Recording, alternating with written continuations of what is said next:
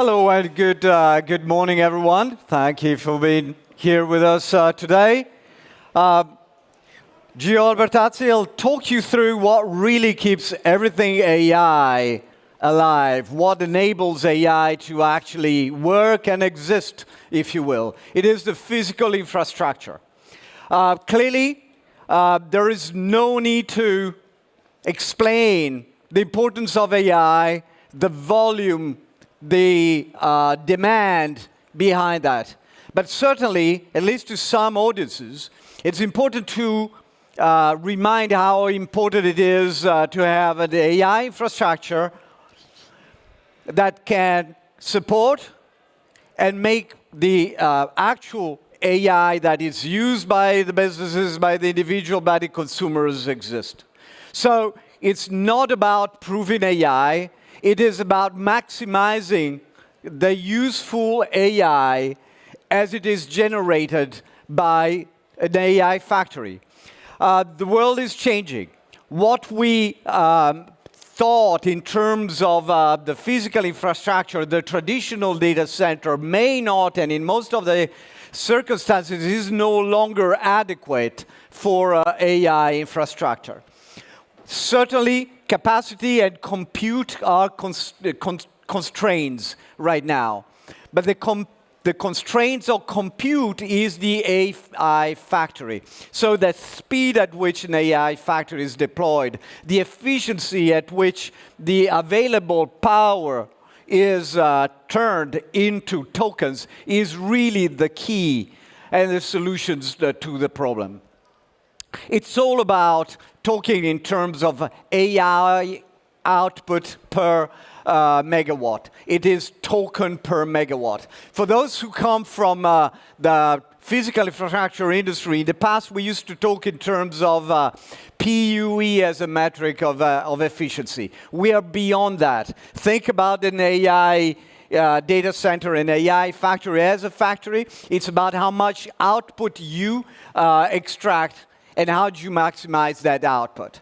So it is a constrained world when it comes to compute capacity. It's a constrained world when it comes to available power. It's how we maximize that available power. So there are 5 forces at play in this moment in the industry. One is density. Density of data centers is changing dramatically. Density at rack level is changing dramatically. From traditional kind of a rack densities, power in the tens of kilowatt, we are now going to 100, 600, in the future 1 megawatt per rack. That changes everything. Everything in terms of the power and the thermal architecture, in terms also of how you operate a data center. Think about how much power and current you can have in a data center. The speed at which you make that capacity available typically defines the success of a certain AI player. How fast are you in making your AI available to the market is absolutely critical. So how fast you are, the time to token for a data center, an AI data center is absolutely important. Scale is orders, and I'm actually accurate here, orders of magnitude bigger than it used to be in the past. So forget about bespoke data center design. It's all about scale. It's all about optimization. It's all about rapid deployment. Complexity is increasing. If you really want to be super efficient and fast, you have to architect everything in one. And don't forget that whatever everyone in the IT and the data layers are doing, they're creating a lot of challenging loads from a current and thermal standpoint that need managing. So all things that were, if not existing at all, but certainly much less acute in the past, they are now central. So what is changing is really the very economics of a data center and the infrastructure. It's really about maximizing tokens per second per megawatt. And look at it in terms of efficiency, productivity. It's really about how fast you are deploying capacity and how good you are at extracting compute out of every single watt. So traditionally, data centers are built a piece at a time. You have a power train that is made of a switchgear, a UPS, etc., all thought through as individual optimized components, but the system is not working in an ideal manner. What we call the seams between the various, connecting the various pieces are not optimized.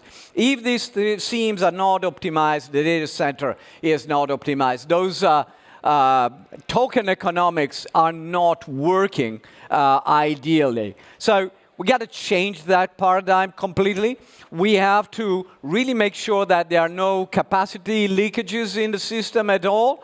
That means that the architecture of an AI factory, of a data center, needs to be engineered, re-engineered, rethought through holistically with all parts, not like discrete elements of a system, but like intrinsic component of one big seamless system across the powertrain, the thermal chain, everything controls, and in the end, seamless to the compute to maximize the tokens per watt per second we were talking about earlier. So just a quick walk through the traditional way of building data centers vis-a-vis what we see becoming mainstream. As Vertiv, we have been in the industry for decades and decades, and we are absolutely proud of the technology we bring about with every component, be it a UPS, a chiller, a cooling distribution unit for liquid cooling, you name all the components, a switchgear, everything. But we know that no matter how optimized the individual component is, there is a limit. There are diminishing returns to the optimization of the system when you just think about the data center in a traditional way of building, designing, and engineering as somewhat discrete pieces. We see it an opportunity that we call an opportunity for convergence. When you look at a data center as a whole, it means that the individual components of the data centers are not only optimized as such, but are designed and built exactly to realize that minimization of losses or inefficiencies at the level of the seams that we are addressing. So we now think in terms, and the whole industry, and certainly the thought leadership is around optimization of the whole powertrain, is a powertrain that is grid interactive. The power constraints on the power side are such that not only we see a lot of AI factories and data centers becoming, let's say, autonomous when it comes to power, so behind the meter power generation, but also become very interactive with the grid, so helping the grid in many circumstances as well, and making the behind-the-meter power generation also more economically viable. But really, if you look at the red area between the optimized system-level whole data center system convergence, that's the gain that you have thinking, designing, every component, the whole data center, and then the delivery of a data center as a converged system. So it's end-to-end, it's pre-engineered. This pre-engineering happens with the ecosystem partners, the silicon players, the data center developers, the hyperscalers. So a very important and easy to grasp, if you will, example is what happens in white space.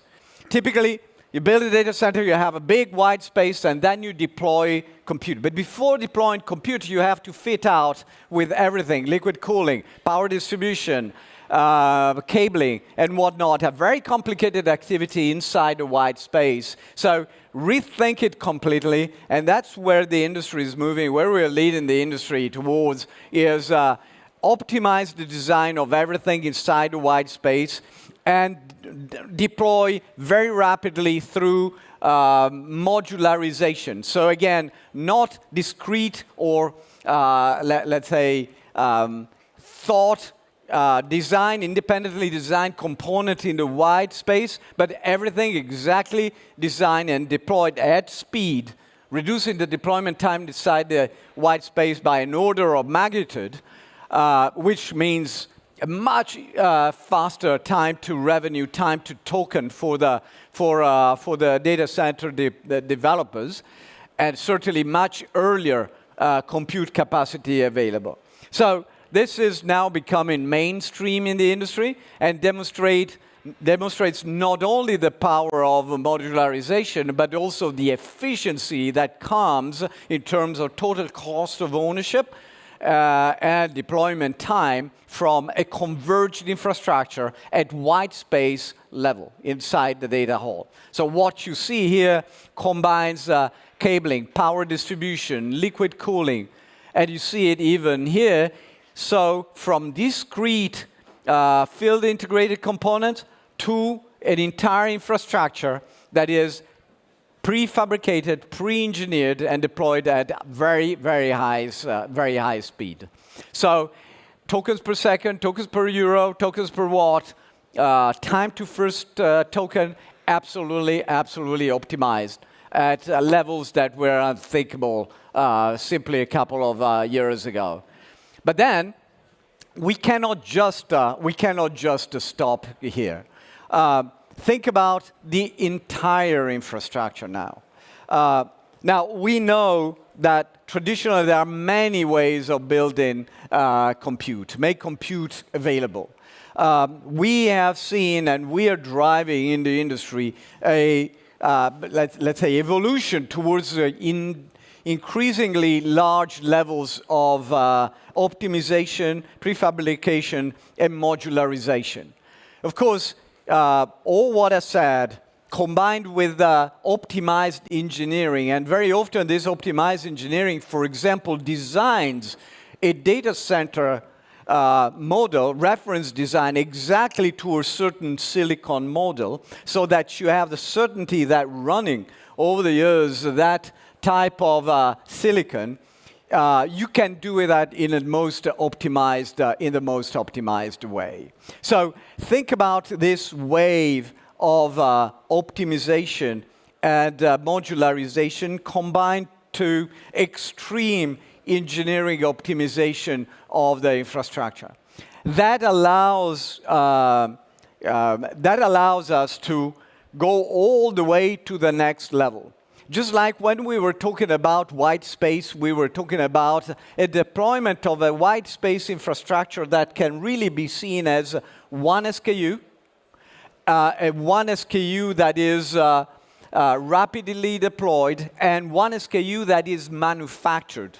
So instead of having also the quality variability that you experience on site, let alone the difficulty to find and to have access to, let's say, trained and capable labor on site as you build an infrastructure, data center, and ultimately compute.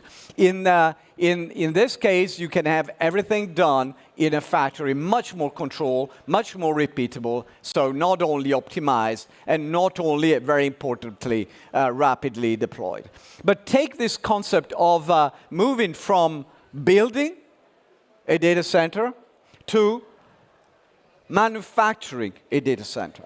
And then you have the concept of design and optimize the entire data center as one product made of various modules that are deployed, and they can be deployed over time as the need for compute capacity expands, or as more power becomes available in a certain site.